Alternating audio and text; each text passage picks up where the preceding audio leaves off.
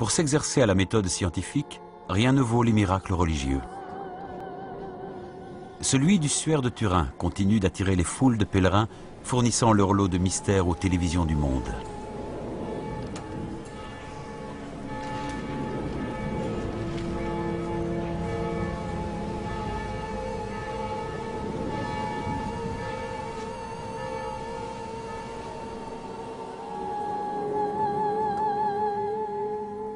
Le Saint-Suaire est un tissu de plus de 4 mètres, considéré comme le linceul qui a entouré le corps du Christ après sa crucifixion. Lors de sa résurrection, le corps de Jésus a imprimé son image de face et de dos sur le tissu. Il est l'une des plus importantes reliques de la chrétienté.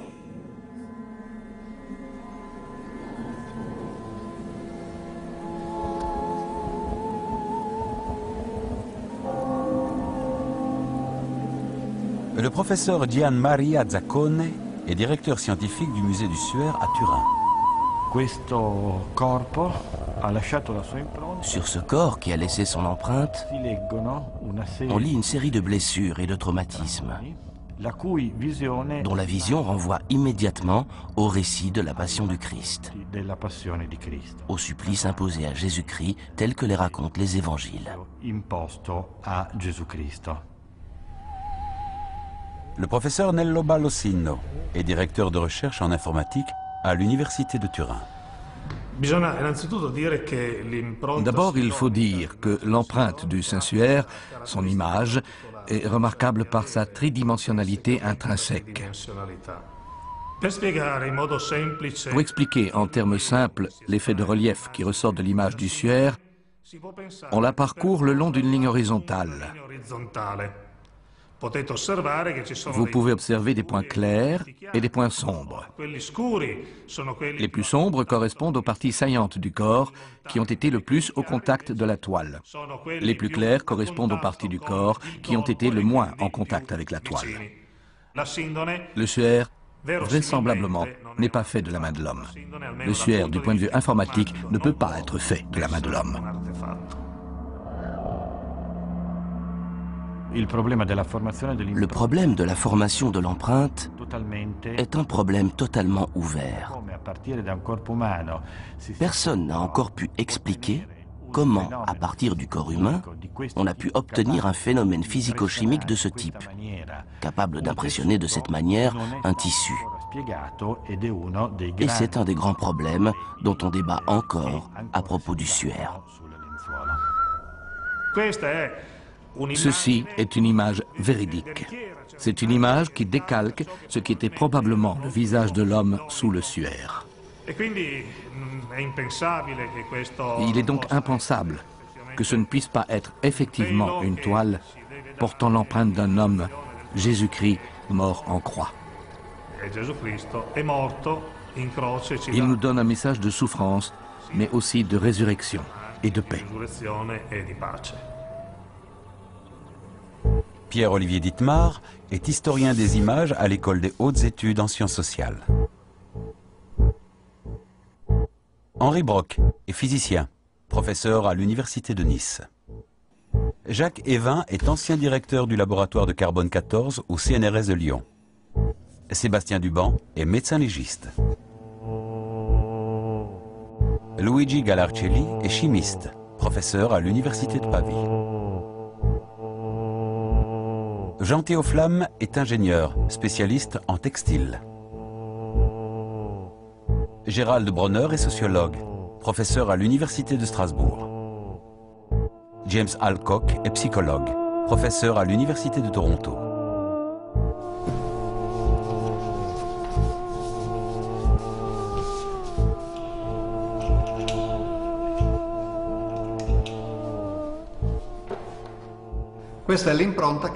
Ceci est l'empreinte que laisse un vrai corps sur un drap.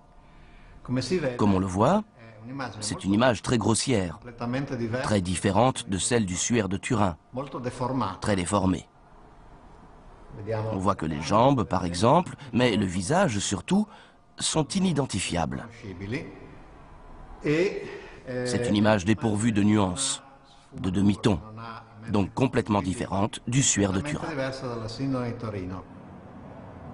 Que peut-on dire de ces traces de sang?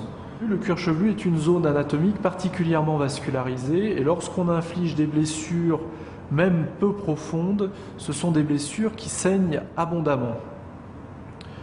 Or là, les traces de sang qui figurent sur cette image sont peu importantes.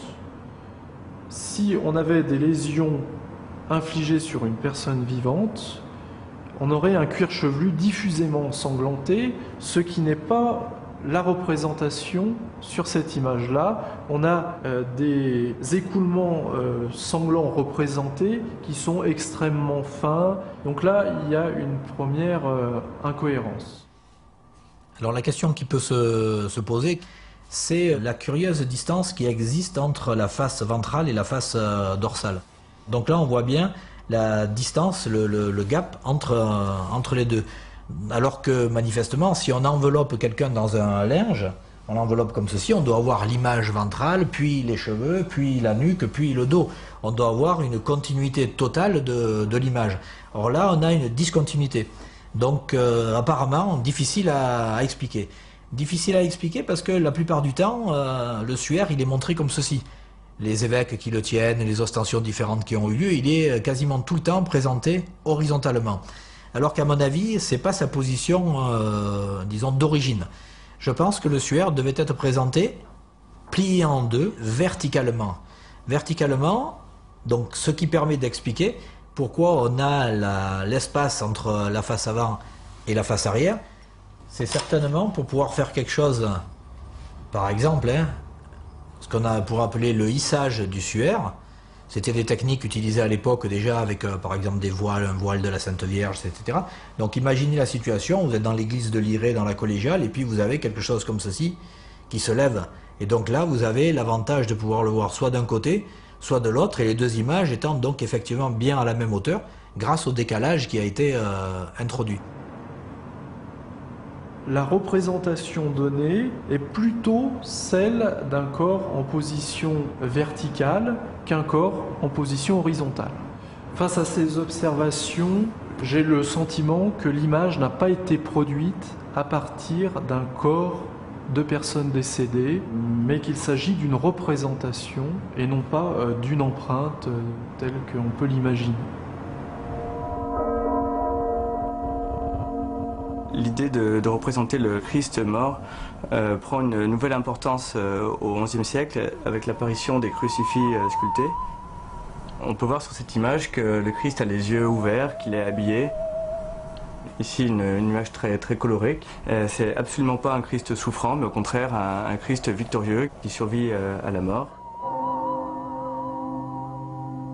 Tout change au XIIIe siècle avec l'influence de l'héritage franciscain dans l'art. Le fait que saint François ait reçu les stigmates donne une nouvelle importance à la mort du Christ, à la passion et à la crucifixion. Et les artistes donnent des représentations du Christ qui sont plus souffrantes, plus douloureuses. Le fait qu'il soit nu, le fait qu'il y ait des taches de sang autour de la couronne d'épines, le caractère extensif de son corps, sa relative maigreur, la longueur effectivement des bras, des doigts. Ces trois éléments renvoient vers une dimension, disons, très expressive de la mort qui se développe au XIVe, XVe siècle. Pourquoi quand on regarde un négatif du suaire de Turin, on voit une image plus prégnante? Alors c'est une image qui n'a pas plus d'informations que celle qui est en positif. Par contre, elle est beaucoup plus parlante pour nous, pour le cerveau humain. Pourquoi? Parce que quand on regarde un visage, quand vous allez regarder par exemple mon visage, on va voir la partie qui est sur le nez, on va la voir plus éclairée que la partie au niveau des orbites. Donc les cerveaux humains décodent les visages humains comme ce qui est en relief est plus éclairé que ce qui est en profondeur. Et donc, quand on prend le suaire de Turin, qui est une image comme ceci, si on fait un négatif, ça sera beaucoup mieux décodable par un cerveau humain, puisque j'aurai le nez plus clair et les orbites plus foncées, puisqu'on inversera les tonalités. L'image du suaire, telle qu'on la connaît aujourd'hui, c'est avant tout l'image produite par Pia en 1898, qui est donc le négatif d'une photographie. On peut dire sans doute que Pia est le véritable inventeur du Saint-Suaire, dans le sens où cette relique a peu ou pas de succès au cours du Moyen-Âge. C'est une relique vraiment secondaire. Et effectivement, c'est le couplage entre cette relique et la photographie qui fait le succès de cette image, qui est une image moderne, qui est une image contemporaine. On a un support finalement, un linge avec une image dessus. Ben, si on arrive à dater le linge, évidemment, on date l'image qui est forcément postérieure au linge. Le linge, comment on peut le dater? Ben, le linge, c'est du lin en tissage. Il a été fait avec le lin, la plante. Et il se trouve que la plante, c'est un être vivant. Tous les êtres vivants dans notre atmosphère sur Terre ont un taux constant de carbone 14 qui leur est propre et qui conserve tant qu'ils sont vivants. Parce qu'on absorbe du carbone 14 radioactif, on en recrache et ça maintient un taux constant. Donc, quand l'être vivant, la plante en l'occurrence, meurt, le lin est coupé pour faire le lin, le tissu qui servira après de faire du linge, eh bien le carbone 14 radioactif se désintègre petit à petit. Et donc on a un nombre d'atomes au départ qui est maintenu constant tant que l'être est vivant. Quand l'être est décédé ou coupé dans le cas du lin, à ce moment-là, le carbone 14 se désintègre. Donc on compte combien il reste de carbone 14, comme on sait combien il y en avait au départ, parce que c'était taux constant, on en déduit l'âge de l'objet.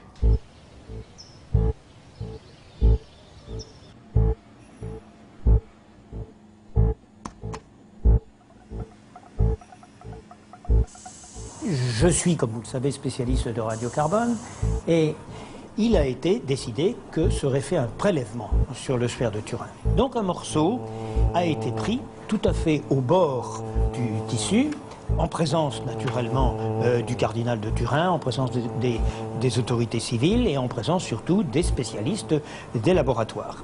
Et donc ce morceau de tissu a été coupé en trois et chacun des trois morceaux a été donné dans un petit flacon spécial dûment extincté au laboratoire qui avait une expérience en datation d'objets archéologiques importante.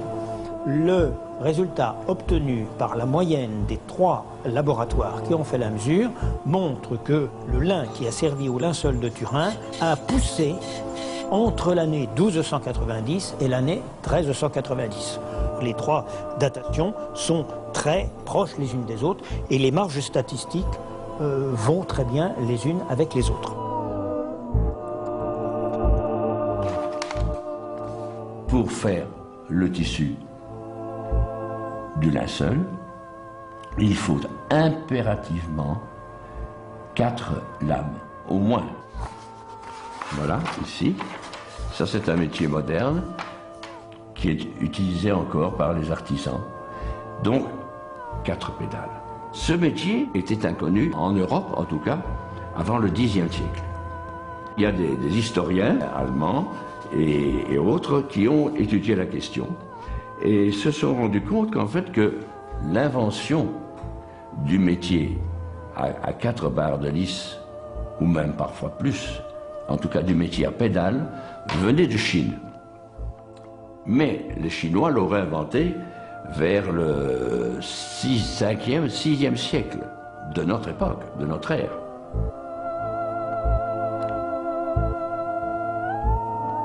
Il n'était pas possible, à l'époque de Jésus, de tisser ce genre de tissu. Voilà.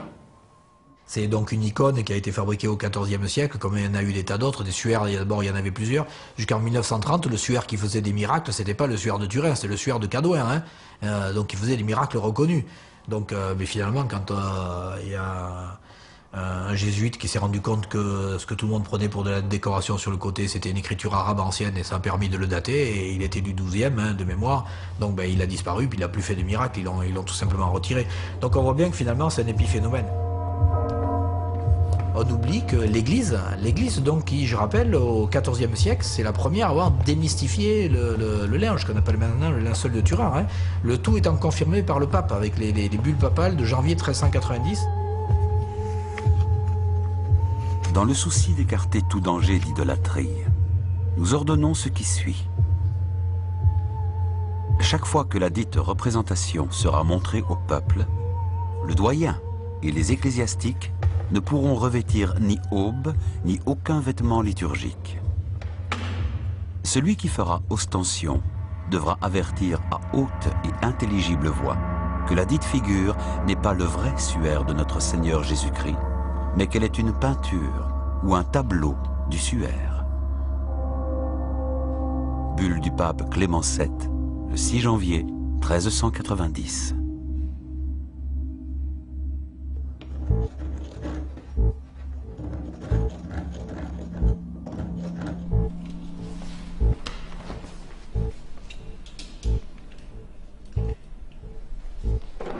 Donc ici un bas-relief, c'est quoi? C'est de la terre cuite et c'est une représentation donc du visage, puisqu'on va reproduire le visage dans une épaisseur donc très très faible. Et ça c'est vraiment important, c'est d'avoir un bas-relief et non pas d'avoir un relief total. On ne va pas faire sur quelqu'un, l'image serait totalement déformée. Donc pour rendre compte du suaire, il faut avoir un bas-relief.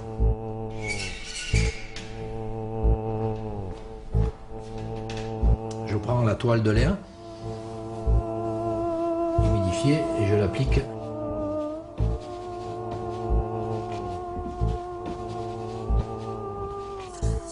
On est en train de refaire en fonction de ce qui a été retrouvé par Macron, un microanalyste américain, donc qui a fait les analyses. Ce qui a été retrouvé, c'est du collagène en médium. Le collagène, c'est la colle, c'est le support.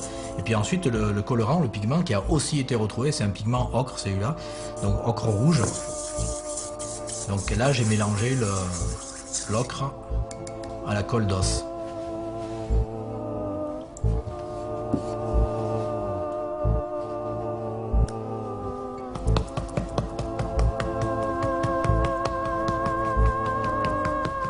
Et en tapotant comme ça, évidemment, on laisse plus de pigment sur les parties saillantes du bas-relief que sur les parties en creux.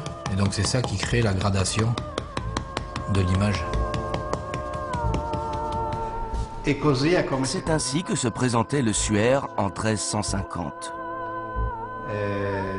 Beaucoup plus visible. Et il y avait un pigment rouge. Mais aujourd'hui, le suaire de Turin est différent. Il n'y a plus de pigment. On a trouvé des micro-traces d'ocre, résiduelles, mais seulement là où il y a l'empreinte.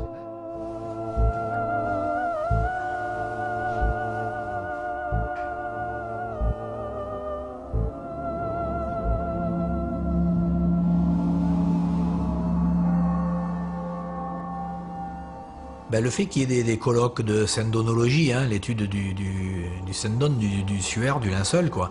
Qu'est-ce que c'est qui peut, disons, pousser à ce qu'il y ait de tels congrès? Tout d'abord, c'est un effet médiatique, parce que les médias sont vraiment intéressés, puis les médias sont très souvent plus intéressés par un côté mystérieux, par faire mousser le mystère que par essayer de donner les explications, alors que les explications, on les a. Donc déjà, il y a toute cette mousse médiatique qui est autour du suaire. Et puis il se trouve que les gens qui sont impliqués dans ces soi-disant études, ils vont faire finalement à peu de frais, ils vont se faire une gloriole, puisqu'ils vont pouvoir se retrouver dans les médias, ils vont être présentés comme l'expert qui a réussi à montrer qu'il y avait un effet 3 dimensions dans le suaire, etc., qui a montré qu'il y avait eu un corps, qui a montré qu'il y avait eu une résurrection et tout. Et puis, à ce moment-là, ils auront l'appui des croyants, qui pour eux estiment que le fait de montrer que le suaire est authentique, ça va accréditer l'historicité d'un personnage qui aurait ressuscité à telle époque. Et donc du coup, il y a tout un support, donc ça veut dire qu'il y a une confluence de forces qui font que c'est beaucoup plus médiatique de mettre les choses pro-authenticité que de montrer ce qu'il en est, à savoir une mystification qui date du XIVe siècle. Je ne citerai aucun nom, mais je connais plusieurs maisons d'édition importantes, ainsi que plusieurs chaînes de télévision qui ont diffusé des programmes ou publié des livres à condition que la fin soit modifiée. Par exemple, il est arrivé qu'un éditeur exige que l'on indique dans un livre qu'aucune preuve n'a pu être établie et que les recherches pour en obtenir se poursuivent. Bref, de rester vague. Selon ces responsables, personne ne voudrait regarder un programme où ce qui a été dit n'avait finalement aucun sens. Il faut donc garder une part de mystère. Et cela, je l'ai constaté à plusieurs reprises. C'est qu'un programme basé sur la rationalité n'attire pas beaucoup de gens, et donc par ricochet, ne suscite pas l'intérêt des publicitaires. Imaginez pour la région de Turin 5 millions de pèlerins avec une dépense moyenne de l'ordre de 250-300 € que les gens vont laisser déplacements, restaurants, hôtels, etc. En comptant simplement 300 € pour 5 millions de pèlerins, ça veut dire 1,5 milliard d'euros pour la région turinoise. Donc c'est une manne financière qu'aucune région ne va refuser. Donc à l'heure actuelle, c'est une exploitation marketing d'un produit parce qu'on sait que ça attire les foules, quoi. Donc ni plus ni moins, c'est uniquement une utilisation, disons, commerciale qui en est faite.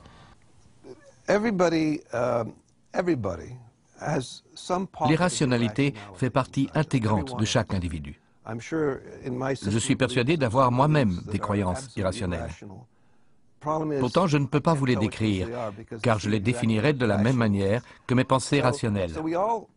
Des êtres rationnels prédéterminés n'existent pas. Mais il y a des personnes capables d'établir une différence entre ce qui relève de la raison et ce qui relève de la croyance. Par exemple, il n'est pas surprenant de rencontrer dans un laboratoire une personne considérée comme matérialiste qui continue à prier Dieu et à croire aux miracles.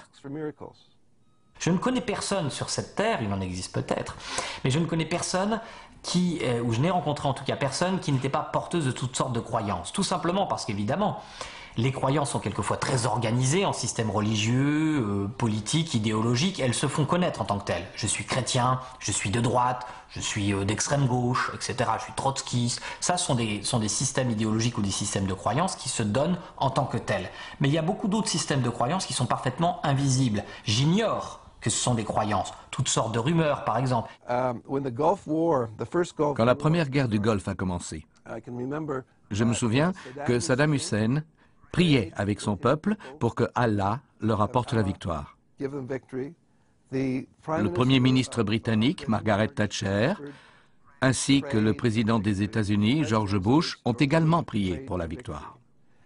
Alors que ces trois responsables politiques disposaient de très nombreuses machines militaires basées sur la technologie et la raison, ils continuaient tout de même à prier pour la victoire. Il existe donc bien une dissociation. Ils croient qu'il faut laisser Dieu décider à leur place et en même temps, ils s'en remettent à leurs armées parties combattre au front. Mais s'ils s'en remettent à l'armée, cela signifie qu'ils ne croient pas en l'intervention de Dieu, tout en pensant par ailleurs qu'il est capable de déterminer le vainqueur. On retrouve donc de nouveau cette dissociation. Alors, une des choses les plus étonnantes et contre-intuitives, je dirais, c'est que les croyances, même spectaculaires, même étonnantes, sont tout à fait compatibles avec des esprits, je dirais, subjectivement rationnels au moins, des esprits bien formés. J'irai même plus loin, on sait que l'homéopathie est prescrite par certains médecins. On a une formation de médecine sérieuse, des doctorats de médecine.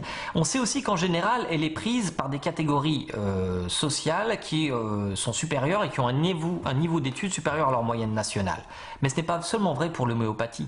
C'est vrai de l'astrologie, c'est vrai de la croyance au pouvoir de l'esprit, c'est vrai d'un certain nombre de croyances, y compris des croyances extrêmes qui ont pu m'intéresser, comme par exemple les croyances fanatiques qui sont impliquées dans le terrorisme. Vous savez que les terroristes, contrairement à ce qu'on croit, eh bien, généralement ne sont pas issus de familles défavorisées, ils sont plutôt issus de classes moyennes supérieures, voire très supérieures, et ils ont un niveau d'études supérieur aussi à leur moyenne nationale. C'est tout à fait intriguant évidemment, parce que la première intuition, c'est de croire que quelqu'un qui croit à une chose folle est fou lui-même. Or, la grande réponse, le grand éclairage que peut-être peut donner la sociologie sur ces questions, c'est qu'on peut croire à des choses folles tout en étant raisonnable d'une certaine façon.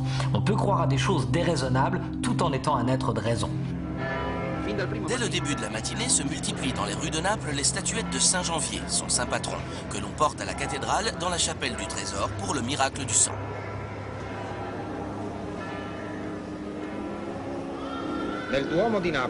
À la cathédrale de Naples, en septembre, se renouvelle le miracle du sang de Saint Janvier, l'évêque de Bénévent qui fut décapité devant le juge Timothée. Quand le sang gicla, sa vieille nourrice, Eusébia, le recueillit dans 2 ampoules qui, conservées dans un coffre, sont montrées aux fidèles. 2 phénomènes se répètent depuis 17 siècles, la liquéfaction de la substance et son augmentation de poids et de volume.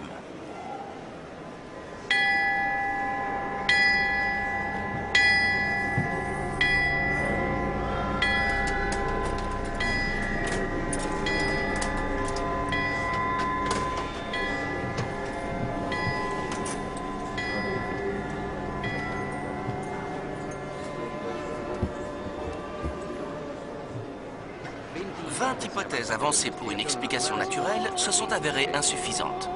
En cette année sainte, l'annonce du prodige est considérée de bon augure pour le monde catholique et pour Naples, qui se rassemble pour la bénédiction.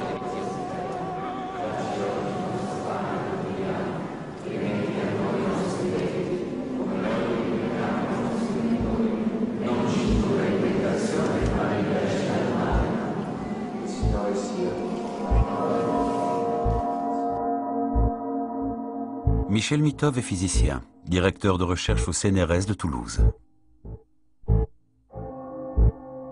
Monseigneur Cépé est le cardinal de Naples. Jean Bricmont est physicien, professeur à l'université de Louvain. Je sais que jusqu'à ce jour, avec tous les systèmes scientifiques les plus actuels, avec toutes les analyses qui ont été faites, etc., la science dit qu'elle ne réussit pas à expliquer scientifiquement ce phénomène.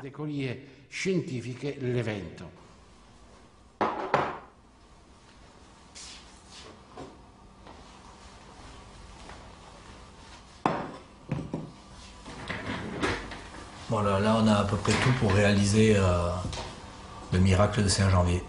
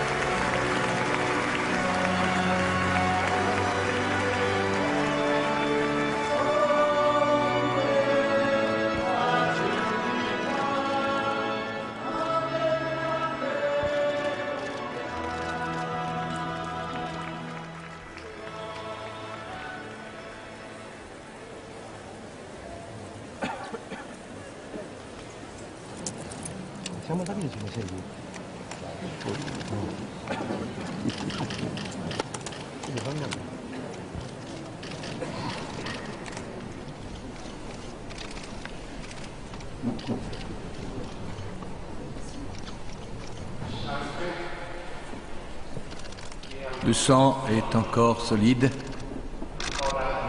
Il n'est pas encore liquide.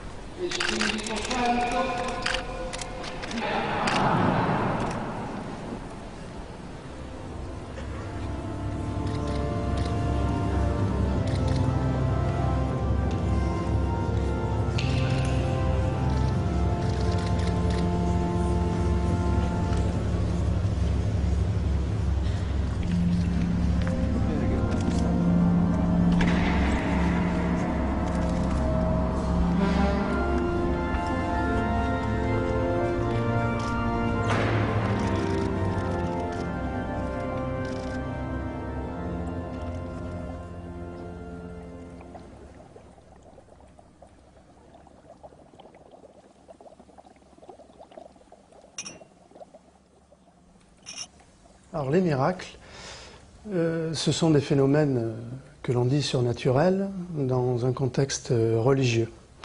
Donc partant de là, il est important de distinguer ce qui relève de la croyance religieuse, au sujet de laquelle ce que le scientifique a à dire n'a aucun intérêt, de ce qui relève du phénomène physique en lui-même, que le scientifique peut mettre à l'épreuve, discuter, peut-être chercher à reproduire. On est face à un phénomène surnaturel, au-delà de la nature. Est-ce qu'on n'a pas un phénomène naturel qui nous permette de le reproduire avec les mêmes caractéristiques et dans les mêmes conditions? Comment il se liquéfie? Pourquoi il se liquéfie? Et comment il devient solide ensuite? Eh bien, ceci est la grande interrogation qui, encore aujourd'hui, persiste.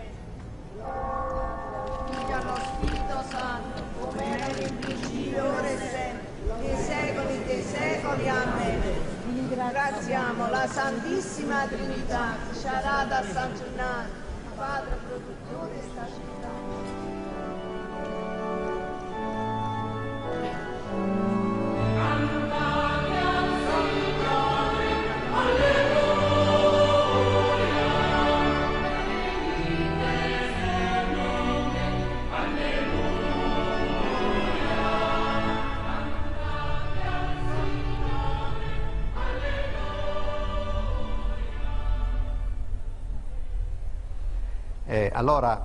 Alors, les explications du point de vue rationnel, chimico-physique, pourraient être que la substance devient liquide quand la température augmente.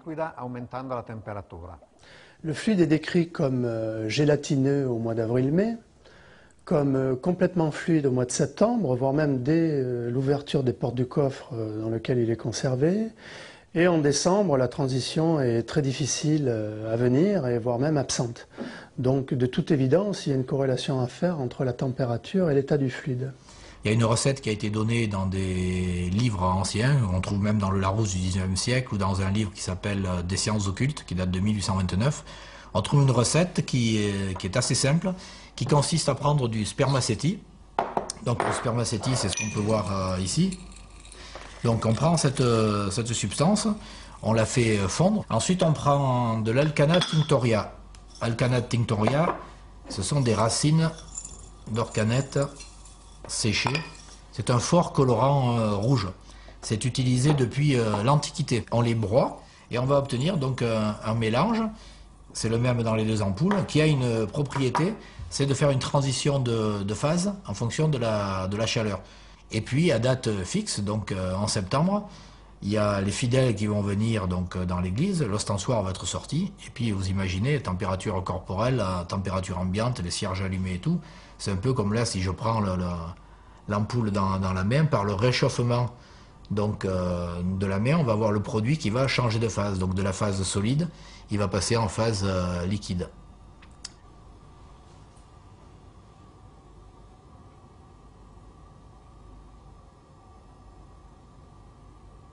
Et le phénomène est totalement réversible. Ce peut être aussi un phénomène de thixotropie. La propriété qu'ont certains gels, certaines gélatines, de passer de l'état solide à l'état liquide par l'effet de sollicitation mécanique. Choc, secousse, mouvement, etc. Pendant la cérémonie, la relique est prise en main, retournée, manipulée plusieurs fois, pour voir si le sang est devenu liquide. Et ce sont précisément ces mouvements qui provoquent la liquéfaction. Alors ici, je prends de l'eau banale, simplement j'ai mis un colorant dedans et je vais remplir un bécher d'une certaine quantité. Ici, j'ai un trait pour faire un repère. Et je vais prendre ici une poudre qui est en fait une argile synthétique qu'on appelle l'aponite, qui est faite de silice et de magnésium. Et je vais incorporer progressivement cette poudre dans mon flacon.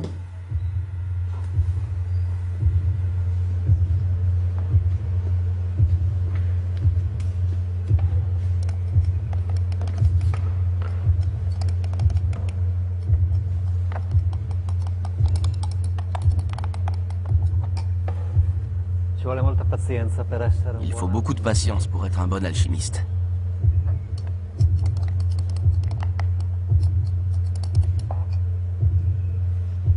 Si j'attends quelques heures, voilà ce que devient cette solution que j'ai mis dans ce flacon.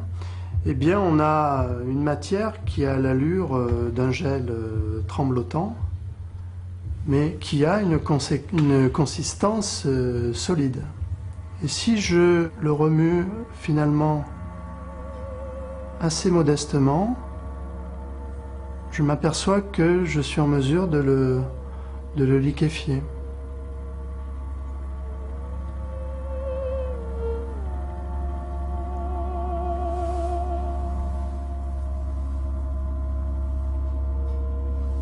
Et si je secoue un peu plus, à ce moment-là, je vais le fluidifier considérablement. Là, vous avez quelque chose de complètement fluide maintenant, regardez.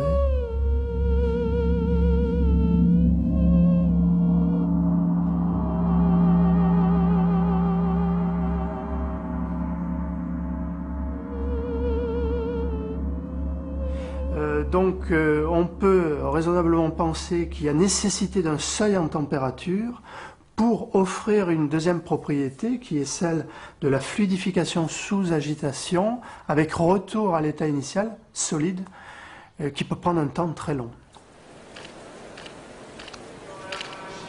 Le sang est liquide.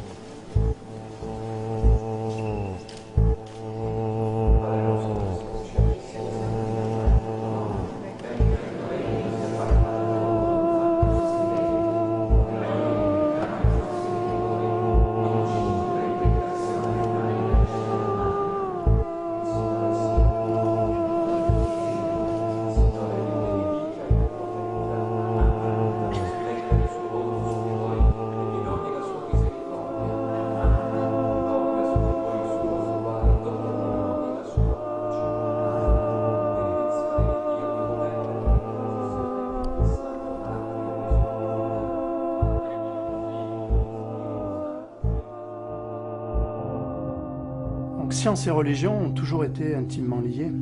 À une époque, les prêtres dans l'Antiquité utilisaient des astuces scientifiques et technologiques très sophistiquées pour ouvrir les portes des temples à distance, faire jaillir de l'eau des fontaines.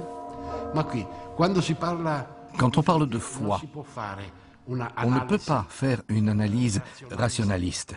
La foi est quelque chose que l'on a et que l'on exprime, ou que l'on n'a pas. Et il n'y a aucun raisonnement au monde qui peut analyser ça. Même quand le Seigneur Jésus faisait des miracles, tous n'y croyaient pas. Les miracles de Lourdes, tous ne les acceptent pas. Tous ne les acceptent pas en tant que miracles. Parce qu'on se trouve dans deux domaines différents, non pas en conflit, non pas que l'un dise une chose contre une autre, mais différents. Je pense que le conflit existe en substance, et dans la seule mesure où il n'existe pas, c'est parce que les religieux ont battu en retraite. Mais je dirais que même ce que j'appelle le Dieu métaphysique est en conflit, si pas avec la science, avec l'esprit de la science. Parce que pourquoi parler de quelque chose dont on ne peut rien savoir? L'esprit de la science, c'est d'essayer de tester ce qu'on sait, de parler de choses qu'on peut tester, puis le reste, on n'en parle pas. Le phénomène de Saint-Janvier, qui n'est pas appelé miracle, je le répète, mais prodige, le prodige de Saint-Janvier, c'est cela. Le prodige de Saint-Janvier, c'est un peuple. Le prodige de Saint-Janvier, c'est cette foi en une présence qui réussit encore à créer une communauté. Comment peut-on penser que tout ceci n'est pas vrai? S'il est vrai que nous sommes ce que nous sommes, nous tous, en tant qu'êtres humains, nous portons en nous une présence. Et ce n'est pas l'ADN qui nous est transmis, mais tant d'autres choses en même temps que cet ADN. Eh bien, c'est cela, le vrai miracle.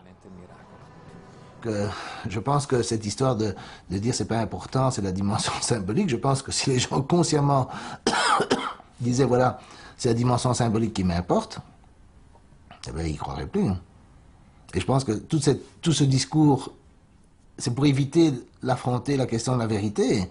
Mais c'est absurde parce que les gens qui tiennent ce discours ne veulent pas reconnaître que les gens qui croient, en fait, croient parce qu'ils croient, comme moi je crois que la bataille de Waterloo a lieu en 1815.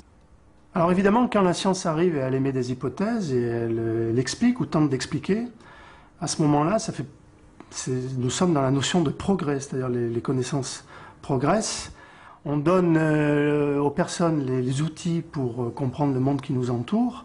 Et à ce moment-là, recourir à des questions de croyance ou de superstition, eh bien, trouve des alternatives.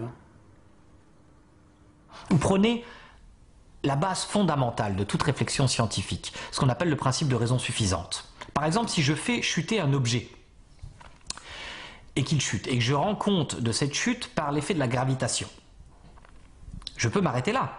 Mais supposons qu'un croyant vienne et dise « Oui, il y a l'effet de la gravitation, mais c'est aussi un fantôme que vous ne pouvez pas voir, que vous ne pouvez pas tester expérimentalement et qui tire cet objet vers le bas. » Qu'est-ce que je peux prouver scientifiquement concernant ce point? Rien. Je ne pourrai jamais démontrer que ce fantôme n'existe pas. Donc la science ne va pas démontrer que Dieu n'existe pas ou que les fantômes n'existent pas, ça ne l'intéresse pas. Ce que la science va montrer, c'est qu'il n'est pas nécessaire de poser l'hypothèse de ce fantôme ou de poser l'hypothèse de Dieu pour rendre compte d'un certain nombre de phénomènes. Le principe de raison suffisante. Voilà une première hygiène mentale qui, s'il était appliqué dans la vie de tous les jours, nous ferait sans doute prendre des distances avec toutes sortes d'idées fausses que nous avons sur le monde. Concetta Lamanna du village d'Adrano était atteinte par la méningite. Elle a fait ce geste avec un coton imprégné des pleurs de la Vierge et maintenant son mari l'embrasse, guéri. Cette fillette de Priolo était boiteuse, miraculée elle aussi. De la petite maison d'Antonietta Giusto, l'image sainte est sortie dans la rue, qui maintenant ne suffit plus à contenir les pèlerins. En attendant, on distribue les morceaux de coton qui guériront aussi ceux qui ne peuvent être transportés, tandis que la statue est portée dans les bras de l'évêque vers l'édicule qu'on lui a érigé sur la place Euclide, où se pressent tous ceux qui sont venus prier la Sainte Mère de tous.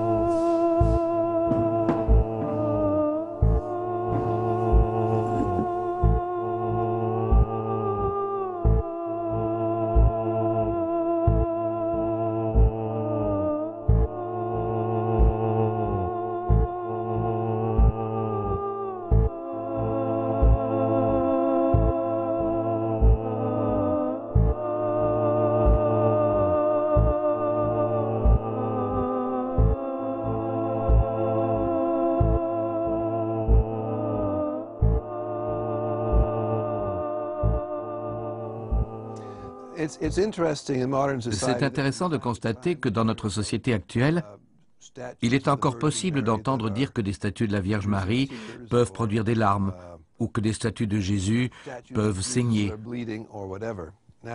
Pourtant, on peut expliquer cela en analysant notamment la cause du phénomène de manière rationnelle et le voir ainsi comme une fraude. Le phénomène peut être ainsi dû aux matériaux dont la statue est constituée et il n'y a jamais eu de cas de ce genre où la science s'est trouvée complètement désemparée. L'affaire de la Vierge de Syracuse advient en 1953 en Sicile. Et c'est le seul cas de statue qui pleure, reconnu comme miracle officiel par l'Église. Tous les autres, non. J'ai retrouvé une copie exacte de ce bas-relief. Si on le détache, on voit que le plâtre a une cavité derrière la tête.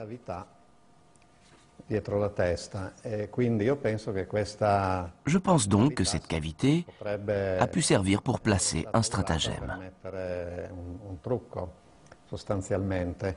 Imaginons qu'on ait une statue, style statue de l'île de Pâques, voilà. Donc les statues qui sont en plâtre creux et vernissé, ben, elles sont creuses, elles ont la tête qui est creuse comme ça. Donc l'astuce, c'est simplement de faire un petit trou ici, d'injecter de l'eau et donc de remplir la cavité. Une fois qu'on a l'eau à l'intérieur, par capillarité, l'eau va se répandre partout dans le plâtre et ça va imbiber toute la statue. Comme la statue, elle est émaillée ou vernissée, mais émaillée c'est encore mieux, l'eau ne peut pas sortir. Donc l'eau s'est infiltrée partout par capillarité. Il suffit d'avoir gratté un petit peu l'émail au niveau de l'œil, de manière à avoir fait sauter l'émaillage superficiel externe. Ça va imbiber tout le plâtre et ça ne pourra ressortir qu'au niveau de l'œil. Ça va faire, à ce moment-là, il y a la tension superficielle qui va jouer, ça va former une petite bille et ça va faire une larme, tac, qui va couler. Et on va voir la statue qui va se mettre à pleurer. Tout simplement par capillarité et tension superficielle. Alors, la question que j'aime bien poser, c'est la question du tri. Comment est-ce que vous faites pour trier? Parce que des croyances de ce type-là, il y en a en Inde, il y en a en Chine, il y en a au Japon, il y en a en Nouvelle-Guinée, etc. Alors pourquoi vous croyez des trucs qui sont locaux, c'est-à-dire des trucs dans lesquels vous avez été élevé, par exemple l'astrologie ici, pas l'astrologie tibétaine ou chinoise, etc. Pourquoi est-ce que vous devez croire à des médecines comme l'homéopathie ici, qui ne sont pas populaires dans d'autres pays où ça va être de la guérison par la foi ou d'autres choses?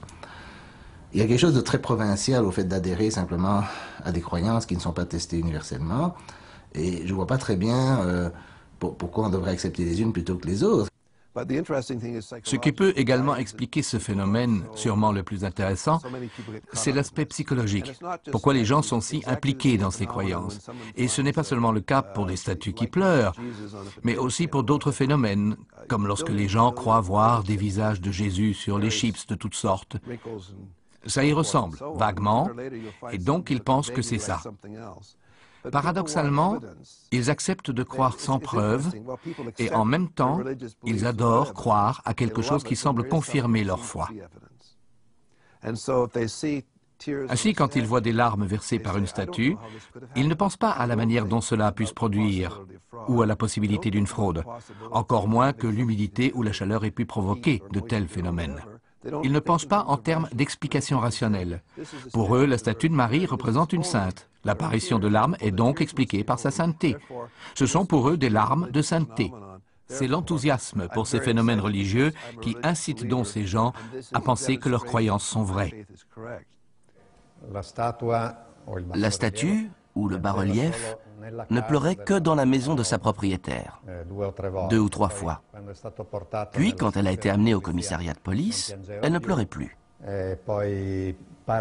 Il paraît qu'elle avait été auparavant ramenée chez l'artisan qui l'avait construite parce qu'il y avait des griffures sur les mailles.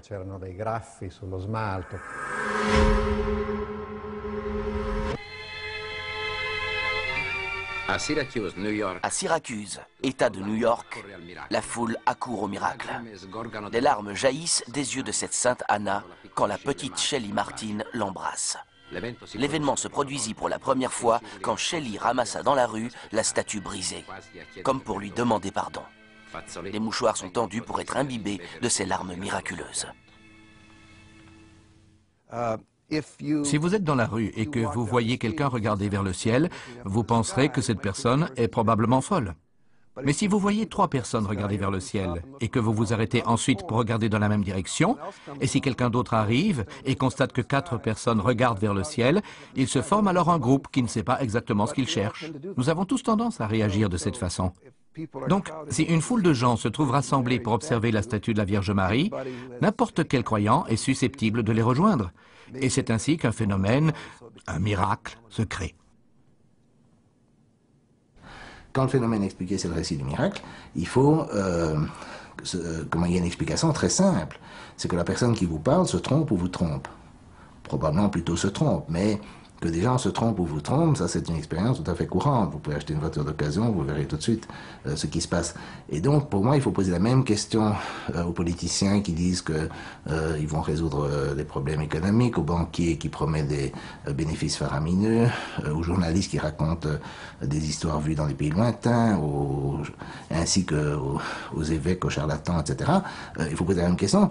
Quelle raison me donnez-vous pour que je vous croie, plutôt que de croire que vous faites une erreur ou vous êtes trompé vous-même ou que vous cherchez à me tromper.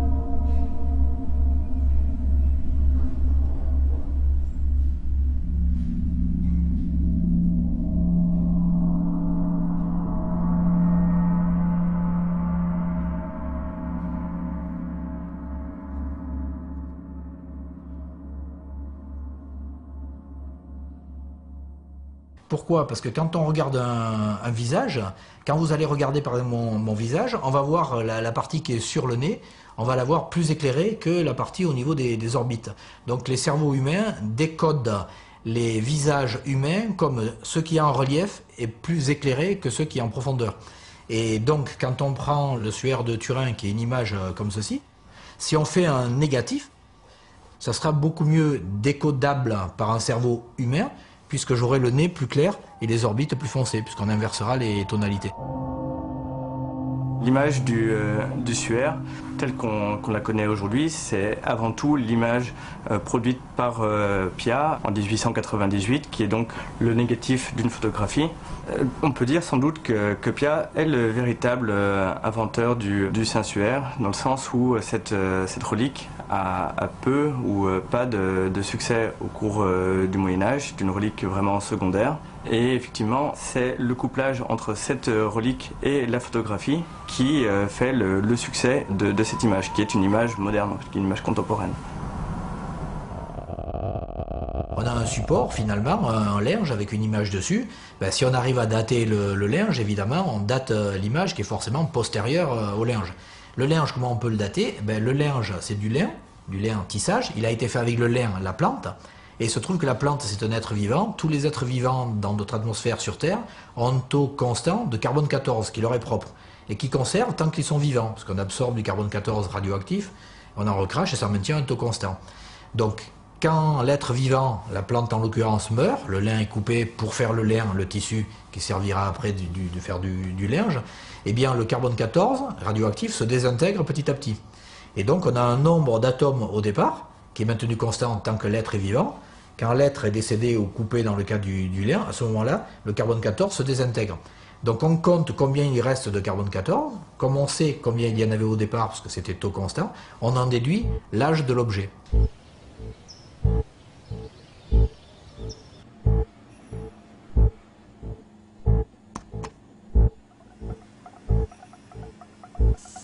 Je suis, comme vous le savez, spécialiste de radiocarbone et il a été décidé que serait fait un prélèvement sur le suaire de Turin. Donc un morceau a été pris tout à fait au bord du tissu, en présence naturellement du cardinal de Turin, en présence des autorités civiles et en présence surtout des spécialistes des laboratoires. Et donc ce morceau de tissu a été coupé en trois et chacun des trois morceaux a été donné dans un petit flacon spécial dûment étiqueté au laboratoire qui avait une expérience en datation. Le gap entre les deux. Alors que manifestement, si on enveloppe quelqu'un dans un linge, on l'enveloppe comme ceci, on doit avoir l'image ventrale, puis les cheveux, puis la nuque, puis le dos. On doit avoir une continuité totale de l'image. Or là, on a une discontinuité. Donc apparemment, difficile à expliquer. Difficile à expliquer parce que la plupart du temps, le suaire, il est montré comme ceci. Les évêques qui le tiennent, les ostensions différentes qui ont eu lieu, il est quasiment tout le temps présenté horizontalement. Alors qu'à mon avis, c'est pas sa position, disons, d'origine. Je pense que le suaire devait être présenté plié en deux, verticalement. Verticalement, donc ce qui permet d'expliquer pourquoi on a l'espace entre la face avant et la face arrière. C'est certainement pour pouvoir faire quelque chose, par exemple, ce qu'on a pour appeler le hissage du suaire. C'était des techniques utilisées à l'époque déjà avec, par exemple, des voiles, un voile de la Sainte Vierge, etc. Donc imaginez la situation, vous êtes dans l'église de Lirey, dans la collégiale, et puis vous avez quelque chose comme ceci qui se lève. Et donc là, vous avez l'avantage de pouvoir le voir soit d'un côté, soit de l'autre, et les deux images étant donc effectivement bien à la même hauteur, grâce au décalage qui a été introduit. La représentation donnée est plutôt celle d'un corps en position verticale qu'un corps en position horizontale. Face à ces observations, j'ai le sentiment que l'image n'a pas été produite à partir d'un corps de personnes décédées, mais qu'il s'agit d'une représentation et non pas d'une empreinte telle qu'on peut l'imaginer. L'idée de représenter le Christ mort prend une nouvelle importance au XIe siècle avec l'apparition des crucifix sculptés. On peut voir sur cette image que le Christ a les yeux ouverts, qu'il est habillé. Ici, une image très colorée. C'est absolument pas un Christ souffrant, mais au contraire un Christ victorieux qui survit à la mort. Tout change au XIIIe siècle avec l'influence de l'héritage franciscain dans l'art. Le fait que saint François ait reçu les stigmates donne une nouvelle importance à la mort du Christ, à la passion et à la crucifixion. Et les artistes donnent des représentations du Christ qui sont plus souffrantes, plus douloureuses. Le fait qu'il soit nu, le fait qu'il y ait des taches de sang autour de la couronne d'épines, le caractère extensif de son corps, sa relative maigreur, la longueur effectivement des bras, des doigts. Ces trois éléments renvoient vers une dimension, disons, très expressive de la mort. Même physique en lui-même, que le scientifique peut mettre à l'épreuve, discuter, peut-être chercher à reproduire. On est face à un phénomène surnaturel, au-delà de la nature. Est-ce qu'on n'a pas un phénomène naturel qui nous permette de le reproduire avec les mêmes caractéristiques et dans les mêmes conditions? Comment il se liquéfie? Pourquoi il se liquéfie? Et comment il devient solide ensuite? Eh bien, ceci est la grande interrogation qui encore aujourd'hui persiste.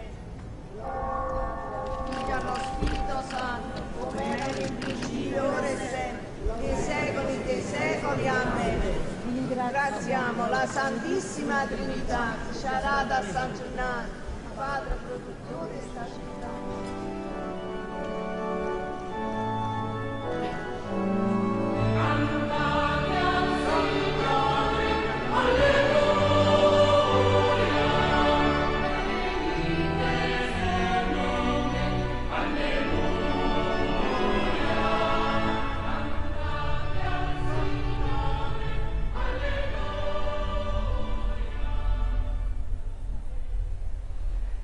Alors, les explications du point de vue rationnel, chimico-physique, pourraient être que la substance devient liquide quand la température augmente. Le fluide est décrit comme gélatineux au mois d'avril-mai, comme complètement fluide au mois de septembre, voire même dès l'ouverture des portes du coffre dans lequel il est conservé. Et en décembre, la transition est très difficile à venir, et voire même absente.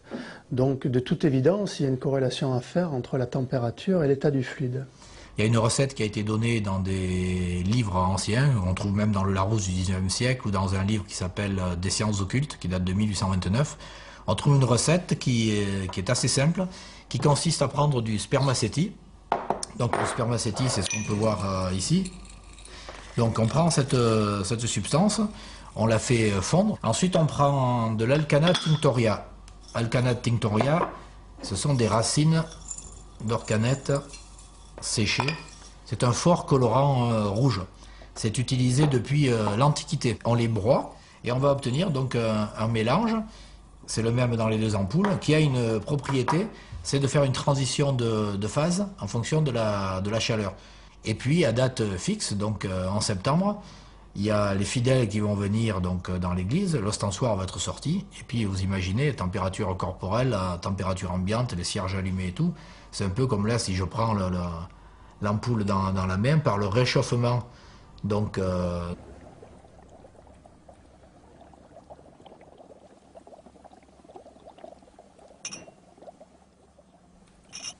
Alors, les miracles, ce sont des phénomènes que l'on dit surnaturels dans un contexte religieux. Donc partant de là, il est important de distinguer ce qui relève de la croyance religieuse, au sujet de laquelle ce que le scientifique a à dire n'a aucun intérêt, de ce qui relève du phénomène physique en lui-même, que le scientifique peut mettre à l'épreuve, discuter, peut-être chercher à reproduire. On est face à un phénomène surnaturel, au-delà de la nature. Est-ce qu'on n'a pas un phénomène naturel qui nous permette de le reproduire avec les mêmes caractéristiques et dans les mêmes conditions? Comment il se liquéfie? Pourquoi il se liquéfie? Et comment il devient solide ensuite? Eh bien, ceci est la grande interrogation qui, encore aujourd'hui, persiste.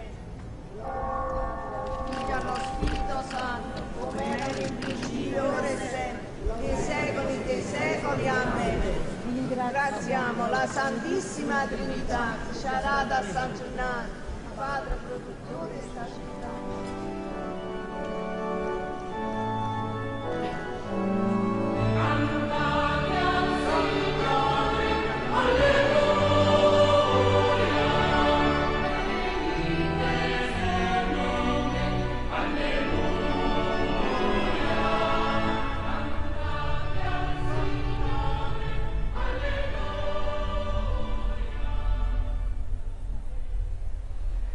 Alors, les explications du point de vue rationnel, chimico-physique, pourraient être que la substance devient liquide quand la température augmente.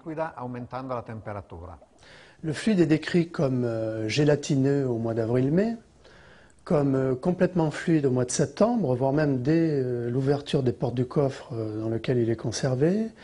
Et en décembre, la transition est très difficile à venir, et voire même absente. Donc, de toute évidence, il y a une corrélation à faire entre la température et l'état du fluide. Il y a une recette qui a été donnée dans des livres anciens, on trouve même dans le Larousse du XIXe siècle, ou dans un livre qui s'appelle « Des sciences occultes », qui date de 1829. On trouve une recette qui est assez simple, qui consiste à prendre du spermacéti. Donc, le spermacéti, c'est ce qu'on peut voir ici. Donc on prend cette substance, on la fait fondre. Ensuite on prend de l'Alcana tinctoria. Alcana tinctoria, ce sont des racines d'orcanette séchées. C'est un fort colorant rouge. C'est utilisé depuis l'Antiquité. Des esprits bien formés. J'irai même plus loin, on sait que l'homéopathie est prescrite par certains médecins. On a une formation de médecine sérieuse, des doctorats de médecine. On sait aussi qu'en général, elle est prise par des catégories sociales qui sont supérieures et qui ont un niveau d'études supérieur à leur moyenne nationale. Mais ce n'est pas seulement vrai pour l'homéopathie. C'est vrai de l'astrologie, c'est vrai de la croyance au pouvoir de l'esprit, c'est vrai d'un certain nombre de croyances, y compris des croyances extrêmes qui ont pu m'intéresser, comme par exemple les croyances fanatiques qui sont impliquées dans le terrorisme. Vous savez que les terroristes, contrairement à ce qu'on croit, eh bien, généralement ne sont pas issus de familles défavorisées, ils sont plutôt issus de classes moyennes supérieures, voire très supérieures, et ils ont un niveau d'études supérieur aussi à leur moyenne nationale. C'est tout à fait intriguant évidemment, parce que la première intuition, c'est de croire que quelqu'un qui croit une chose folle est fou lui-même. Or, la grande réponse, le grand éclairage que peut-être peut donner la sociologie sur ces questions, c'est qu'on peut croire à des choses folles tout en étant raisonnable d'une certaine façon. On peut croire à des choses déraisonnables tout en étant un être de raison.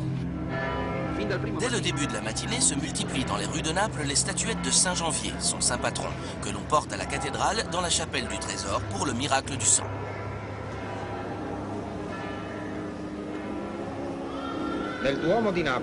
À la cathédrale de Naples, en septembre, se renouvelle le miracle du sang de Saint Janvier, l'évêque de Bénévent qui fut décapité devant le juge Timothée. Quand le sang gicla, sa vieille nourrice, Eusébia, le recueillit dans 2 ampoules qui, conservées dans un coffre, sont montrées aux fidèles. 2 phénomènes se répètent depuis 17 siècles, la liquéfaction de la substance et son augmentation de poids et de volume.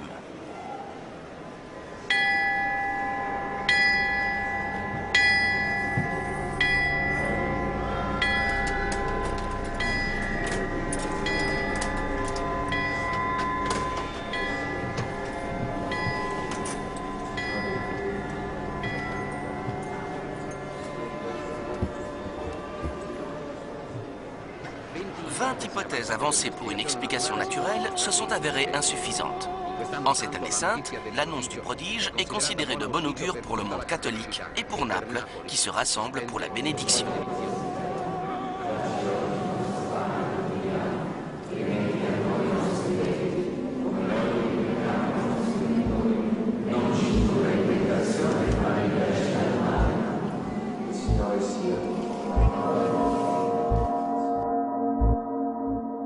Michel Mitov est physicien, directeur de recherche au CNRS de Toulouse.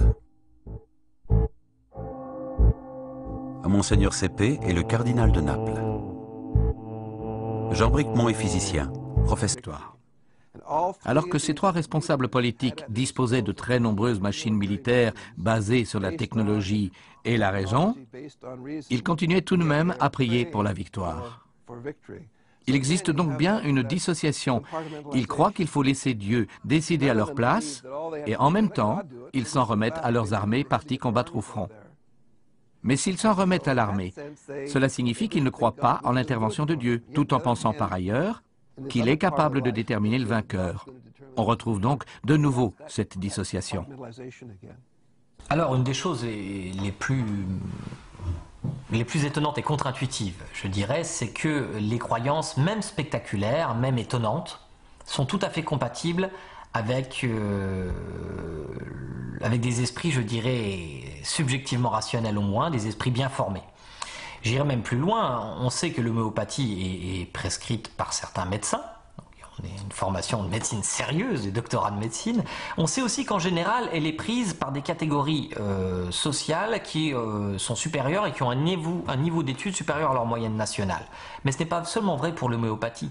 C'est vrai de l'astrologie, c'est vrai de la croyance au pouvoir de l'esprit, c'est vrai d'un certain nombre de croyances, y compris des croyances extrêmes qui ont pu m'intéresser, comme par exemple les croyances fanatiques qui sont impliquées dans le terrorisme. Vous savez que les terroristes, contrairement à ce qu'on croit, eh bien, généralement ne sont pas issus de familles défavorisées, ils sont plutôt issus de classes moyennes supérieures, voire très supérieures, et ils ont un niveau d'études supérieur aussi à leur moyenne nationale. C'est tout à fait intriguant évidemment, parce que la première intuition, c'est de croire que quelqu'un qui croit une chose folle est fou lui-même. Or, la grande réponse, le grand éclairage que peut-être peut donner la sociologie sur ces questions, c'est qu'on peut croire à des choses folles tout en étant raisonnable d'une certaine façon.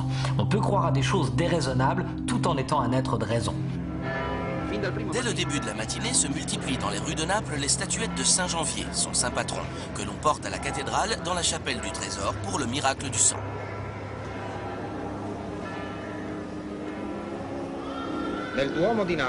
À la cathédrale de Naples, en septembre, se renouvelle le miracle du sang de Saint Janvier, l'évêque de Bénévent qui fut décapité devant le juge Timothée. Quand le sang gicla, sa vieille nourrice, Eusébia, le recueillit dans 2 ampoules qui, conservées dans un coffre, sont montrées aux fidèles. 2 phénomènes se répètent depuis 17 siècles, la liquéfaction de la substance et son augmentation de poids et de volume.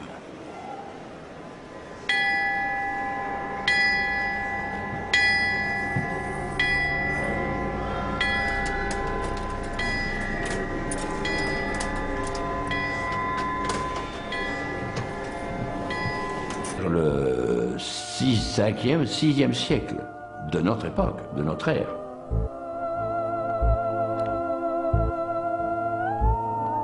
Il n'était pas possible, à l'époque de Jésus, de tisser ce genre de tissu. Voilà.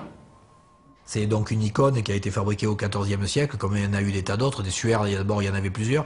Jusqu'en 1930, le suaire qui faisait des miracles, c'était pas le suaire de Turin, c'était le suaire de Cadouin, hein. Donc il faisait des miracles reconnus.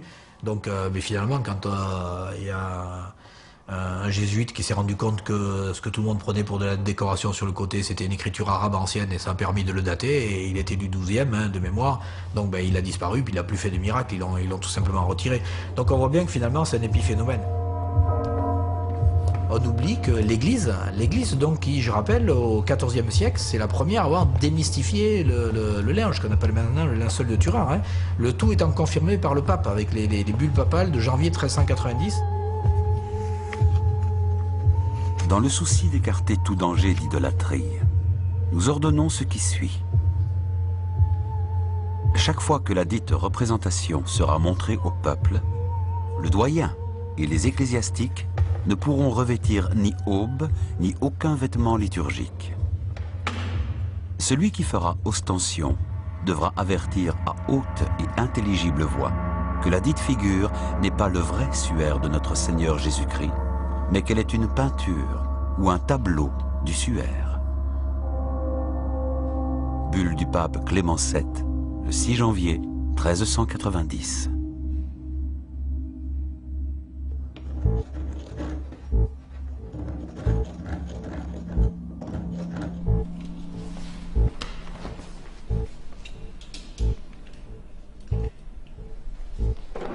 Donc ici un bas-relief, c'est quoi? C'est de la terre cuite et c'est une représentation donc, du visage, puisqu'on va reproduire le visage, dans une épaisseur donc très très faible. Et ça c'est vraiment important, c'est d'avoir un bas-relief et non pas d'avoir un relief total. On ne va pas faire sur quelqu'un, l'image serait totalement déformée. Donc pour rendre compte du suaire, il faut avoir un bas-relief.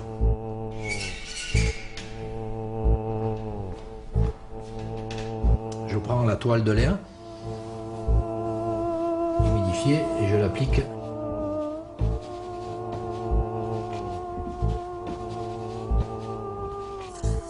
On est en train de refaire en fonction de ce qui a été retrouvé par Macron, un microanalyste américain, donc qui a fait les analyses. Ce qui a été retrouvé, c'est du collagène en médium. Le collagène, c'est la colle, c'est le support. Et puis ensuite, le colorant, le pigment qui a aussi été retrouvé, c'est un pigment ocre, celui-là, donc ocre rouge. Par exemple, il n'est pas surprenant de rencontrer dans un laboratoire une personne considérée comme matérialiste qui continue à prier Dieu et à croire au miracle. Je ne connais personne sur cette terre, il en existe peut-être, mais je ne connais personne ou je n'ai rencontré en tout cas personne qui n'était pas porteuse de toutes sortes de croyances. Tout simplement parce qu'évidemment, les croyances sont quelquefois très organisées en systèmes religieux, politiques, idéologiques. Elles se font connaître en tant que telles. Je suis chrétien, je suis de droite, je suis d'extrême gauche, etc. Je suis trotskiste. Ça sont des systèmes idéologiques ou des systèmes de croyances qui se donnent en tant que tels. Mais il y a beaucoup d'autres systèmes de croyances qui sont parfaitement invisibles. J'ignore que ce sont des croyances. Toutes sortes de rumeurs, par exemple. Quand la première guerre du Golfe a commencé, je me souviens que Saddam Hussein priait avec son peuple pour que Allah leur apporte la victoire. Le Premier ministre britannique, Margaret Thatcher, ainsi que le président des États-Unis, George Bush, ont également prié pour la victoire. Alors que ces trois responsables politiques disposaient de très nombreuses machines militaires basées sur la technologie et la raison, ils continuaient tout de même à prier pour la victoire. Il existe donc bien une dissociation. Ils croient qu'il faut laisser Dieu décider à leur place et en même temps, ils s'en remettent à leurs armées parties combattre au front. Mais s'ils s'en remettent à l'armée, cela signifie qu'ils ne croient pas en l'intervention de Dieu, tout en pensant par ailleurs qu'il est capable de déterminer le vainqueur. On retrouve donc de nouveau cette dissociation. Alors, une des choses les plus étonnantes et contre-intuitives, je dirais, c'est que les croyances, même spectaculaires, même étonnantes, sont tout à fait compatibles avec des esprits, je dirais, subjectivement rationnels au moins, des esprits bien formés. J'irai même plus loin, on sait que l'homéopathie est prescrite par certains médecins, on a une formation de médecine sérieuse, des doctorats de médecine. On sait aussi qu'en général, elle est prise par des catégories sociales qui sont supérieures et qui ont un niveau d'études supérieur à leur moyenne nationale. Mais ce n'est pas seulement vrai pour l'homéopathie, c'est vrai de l'astrologie, c'est vrai de la croyance au pouvoir de l'esprit, c'est vrai d'un certain nombre de croyances, y compris des croyances extrêmes qui ont pu m'intéresser, comme par exemple les croyances fanatiques qui sont impliquées dans le terrorisme. Vous savez que les terroristes, contrairement à ce qu'on croit, eh bien, généralement ne sont pas issus de familles défavorisées, ils sont plutôt issus de classes moyennes supérieures, voire très supérieures, et ils ont un niveau d'études supérieur aussi à leur moyenne nationale. C'est tout à fait intriguant évidemment, parce que la première intuition, c'est de croire que quelqu'un qui croit une chose folle est fou lui-même. Or, la grande réponse, le grand éclairage que peut-être peut donner la sociologie sur ces questions, c'est qu'on peut croire à des choses folles tout en étant raisonnable d'une certaine manière. Au contact de la toile. Les plus clairs correspondent aux parties du corps qui ont été le moins en contact avec la toile. Le suaire, vraisemblablement, n'est pas fait de la main de l'homme. Le suaire, du point de vue informatique, ne peut pas être fait de la main de l'homme. Le problème de la formation de l'empreinte est un problème totalement ouvert. Personne n'a encore pu expliquer comment, à partir du corps humain, on a pu obtenir un phénomène physico-chimique de ce type, capable d'impressionner de cette manière un tissu. Et c'est un des grands problèmes dont on débat encore à propos du suaire. Ceci est une image véridique. C'est une image qui décalque ce qui était probablement le visage de l'homme sous le suaire. Il est donc impensable que ce ne puisse pas être effectivement une toile portant l'empreinte d'un homme, Jésus-Christ, mort en croix. Il nous donne un message de souffrance, mais aussi de résurrection et de paix. Pierre-Olivier Dittmar est historien des images à l'École des hautes études en sciences sociales. Henri Brock est physicien, professeur à l'Université de Nice. Jacques Évin est ancien directeur du laboratoire de carbone 14 au CNRS de Lyon. Sébastien Duban est médecin légiste. Luigi Galarcelli est chimiste, professeur à l'Université de Pavie. Jean Théoflamme est ingénieur, spécialiste en textile. Gérald Bronner est sociologue, professeur à l'Université de Strasbourg. James Alcock est psychologue, professeur à l'Université de Toronto.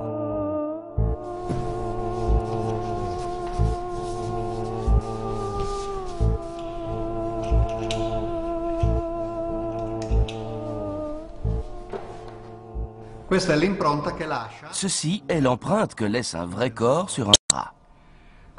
Comme on le voit, c'est une image très grossière, très différente de celle du suaire de Turin, très déformée. On voit que les jambes, par exemple, mais le visage surtout, sont inidentifiables. C'est une image dépourvue de nuances, de demi-ton, donc complètement différente du suaire de Turin. Que peut-on dire de ces traces de sang? Le cuir chevelu est une zone anatomique particulièrement vascularisée et lorsqu'on inflige des blessures, même... Il existe donc bien une dissociation. Ils croient qu'il faut laisser Dieu décider à leur place et en même temps, ils s'en remettent à leurs armées parties combattre au front. Mais s'ils s'en remettent à l'armée, cela signifie qu'ils ne croient pas en l'intervention de Dieu, tout en pensant par ailleurs qu'il est capable de déterminer le vainqueur. On retrouve donc de nouveau cette dissociation. Alors, une des choses les plus étonnantes et contre-intuitives, je dirais, c'est que les croyances, même spectaculaires, même étonnantes, sont tout à fait compatibles avec des esprits, je dirais, subjectivement rationnels au moins, des esprits bien formés. J'irai même plus loin, on sait que l'homéopathie est prescrite par certains médecins. On a une formation de médecine sérieuse, des doctorats de médecine.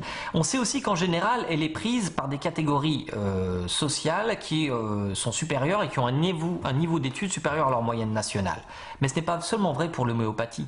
C'est vrai de l'astrologie, c'est vrai de la croyance au pouvoir de l'esprit, c'est vrai d'un certain nombre de croyances, y compris des croyances extrêmes qui ont pu m'intéresser, comme par exemple les croyances fanatiques qui sont impliquées dans le terrorisme. Vous savez que les terroristes, contrairement à ce qu'on croit, eh bien, généralement ne sont pas issus de familles défavorisées, ils sont plutôt issus de classes moyennes supérieures, voire très supérieures, et ils ont un niveau d'études supérieur aussi à leur moyenne nationale. C'est tout à fait intriguant évidemment, parce que la première intuition, c'est de croire que quelqu'un qui croit une chose folle est fou lui-même. Or, la grande réponse, le grand éclairage que peut-être peut donner la sociologie sur ces questions, c'est qu'on peut croire à des choses folles tout en étant raisonnable d'une certaine façon. On peut croire à des choses déraisonnables tout en étant un être de raison. Dès le début de la matinée se multiplient dans les rues de Naples les statuettes de Saint Janvier, son saint patron, que l'on porte à la cathédrale dans la chapelle du Trésor pour le miracle du sang.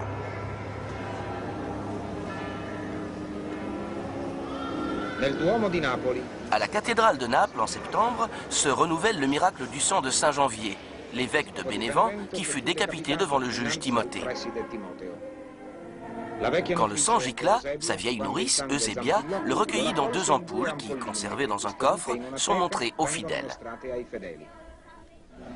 2 phénomènes se répètent depuis 17 siècles, la liquéfaction de la substance et son augmentation de poids et de volume.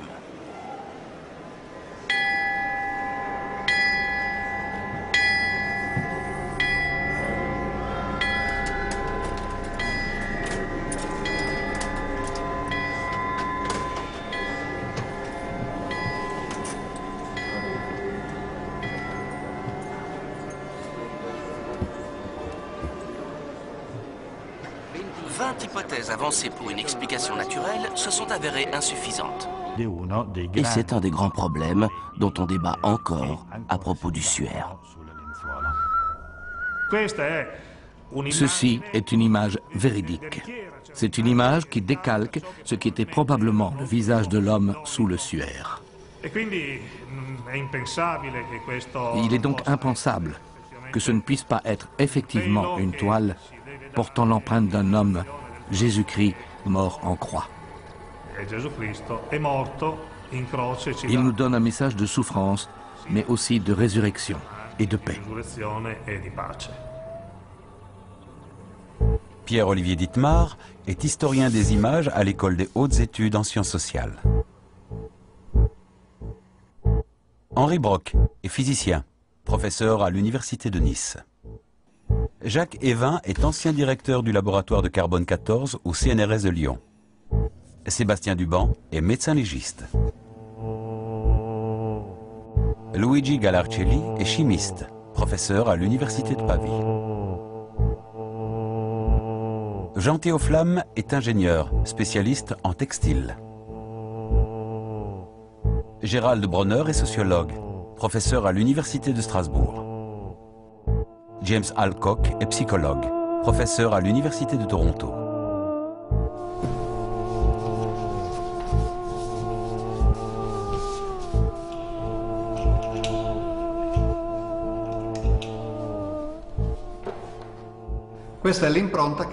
Ceci est l'empreinte que laisse un vrai corps sur un drap. Comme on le voit, c'est une image très grossière, très différente de celle du suaire de Turin, très déformée. On voit que les jambes, par exemple, mais le visage surtout, sont inidentifiables. C'est une image dépourvue de nuances, de demi-ton, donc complètement différente du suaire de Turin. Que peut-on dire de ces traces de sang? Le cuir chevelu est une zone anatomique particulièrement vascularisée et lorsqu'on inflige des blessures, même peu profondes, ce sont des blessures qui saignent abondamment. Or là, les traces de sang qui figurent sur cette image sont peu importantes.